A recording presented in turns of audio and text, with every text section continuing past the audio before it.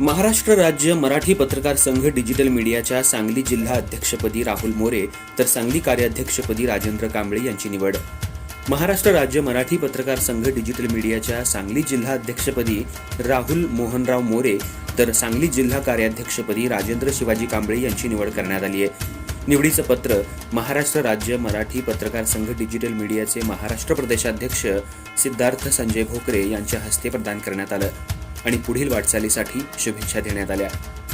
महाराष्ट्र राज्य मराठी पत्रकार संघ राज्य संघटक संजयजी भोकरे वस्ताद यांच्या मार्गदर्शनाखाली आणि नेतृत्वाखाली सांगली जिल्ह्यात डिजिटल मीडियाचे नूतन पदाधिकारी पुढील काम करणार आहेत.